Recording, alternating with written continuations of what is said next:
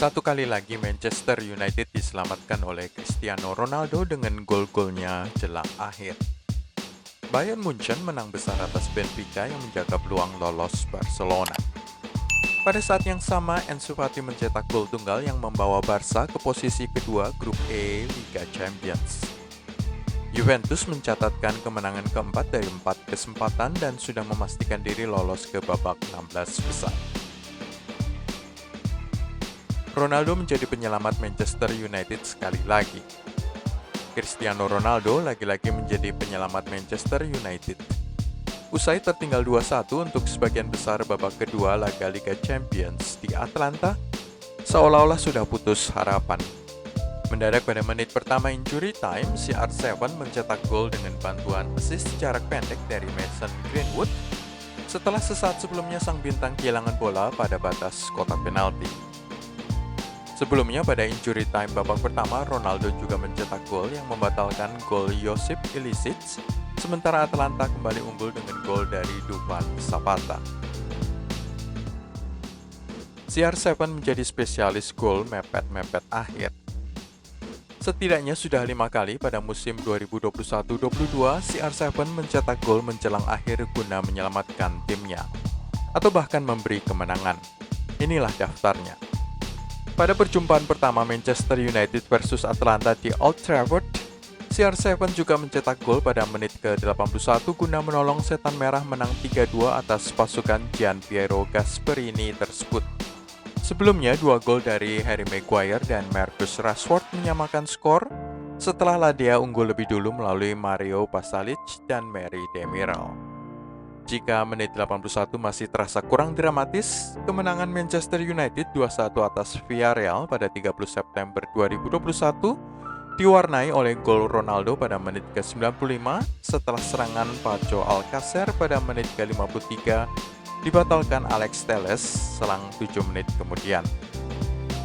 Dan jika contoh itu pun masih kurang untuk memberi gelar spesialis gol mepet-mepet akhir pada Ronaldo, lihatlah laga Portugal versus Republik Irlandia pada awal September 2021 di ajang kualifikasi Piala Dunia saat dia mencetak gol pada menit ke-89 dan gol kedua menit 96 guna memberi Seleção kemenangan 2-1 yang dramatis setelah John Egan membawa tim tamu unggul lebih dulu pada menit 45.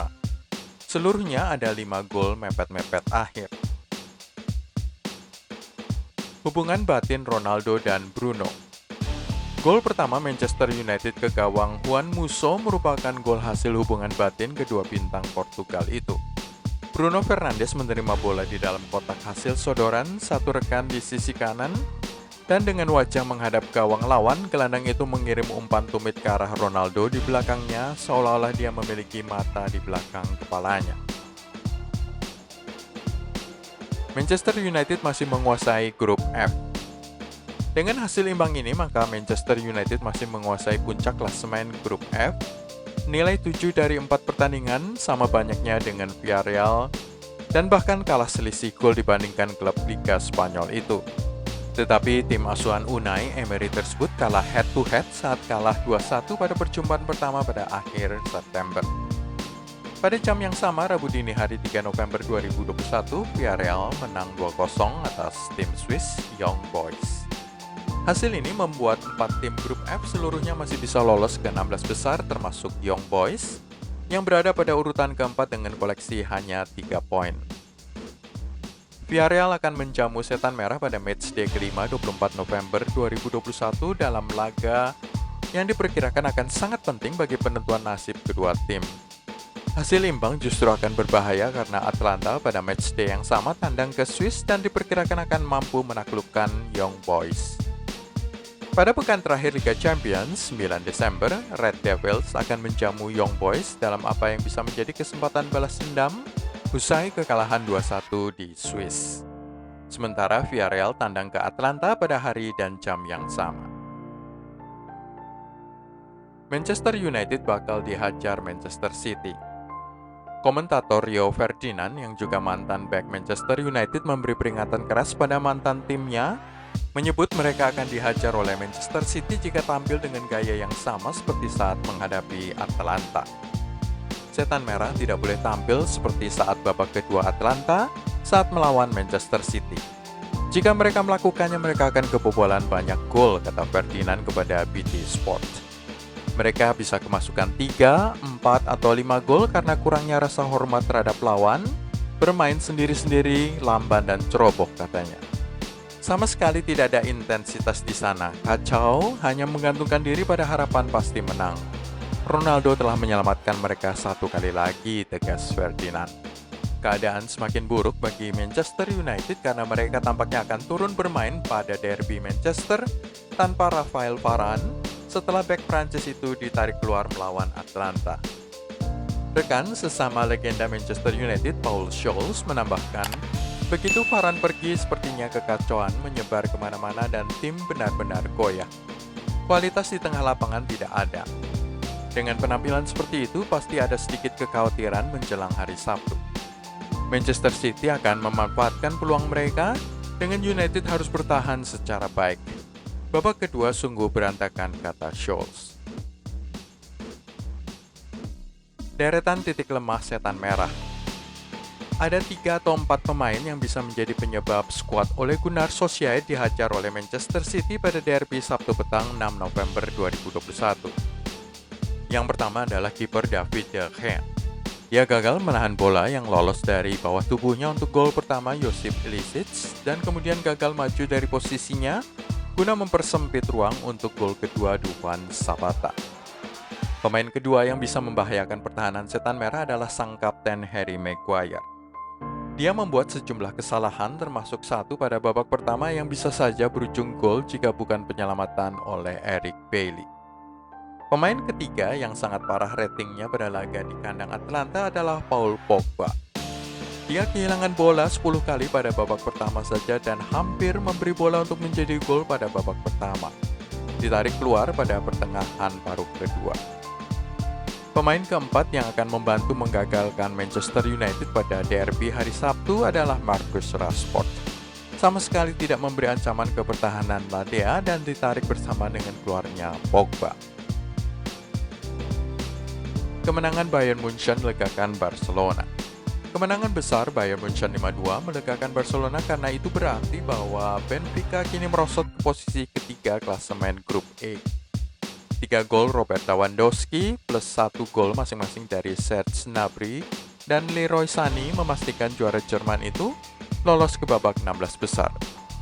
Perolehan nilai 12 dari 4 pertandingan sudah tidak bisa dikejar tim lain manapun. Bahkan gelar juara grup juga sudah tidak bisa diganggu-gugat, terutama karena keunggulan head-to-head 3-0 atas Barca pada urutan kedua dan selisih nilai 6 yang mungkin sulit diraih oleh Ansu Fati dan kawan-kawan dalam 2 laga sisa. Bayern akan tandang ke tim terlemah di grup E, Dinamo Kiev, pada matchday kelima sebelum menerima kunjungan Barcelona pada pekan terakhir yang merupakan laga hidup mati bagi raksasa Spanyol tersebut. Ansu Fati cetak gol tunggal Barcelona. Gol tunggal pemain 18 tahun itu sangat melegakan Barca yang gagal mencatatkan 1 kali pun tembakan tepat sasaran selama babak pertama. Tuan rumah Dinamo Kiev bermain keras kepala dalam bertahan, namun perubahan taktik menjadikan Barca akhirnya bisa mencatatkan 3 tembakan on target pada paruh kedua, dengan salah satunya menjadi gol Ansu Fati pada menit 70. Juventus juga menang besar.